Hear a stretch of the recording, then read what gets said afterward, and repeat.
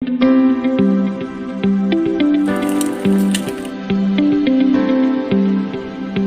Everyone, তোমরা সবাই কেমন আছো? আজকে চলে এসেছি তোমাদের সাথে একটা ঘরোয়া রেসিপি নিয়ে।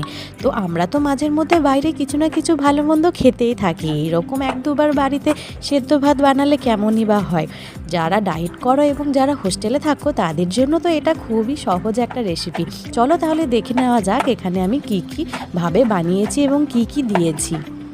তো আমি এখানে কিছু সবজি নিয়ে নিয়েছি, যেমন ফুলকপি, কুমড়ো, টমেটো, আলু, গাজর আর কাঁচা লঙ্কা। তো আমি টমেটোটা দেবো ভাবছিলাম, কিন্তু টমেটোটা আর দিইনি। তো আমি বাকি সবজিগুলো সব ধুয়ে নিচ্ছি আগে আগে, এবং ধুয়ে নেওয়ার পরে চাল আর ডাল সমান সমানভাবে নিয়ে নিলাম। আমার ডাল এতটাই ছিল তাই আমি এতটাই নিলাম, তার সাথে আমি 1 কাপ চাল দিয়েছি। আপনারা যখন বানাবেন তখন 1 কাপ চাল 1 কাপ ডাল দিয়েই বানাবেন, অথবা আপনারা 1/2 কাপ ডাল দিয়েও বানাতে পারেন, কিন্তু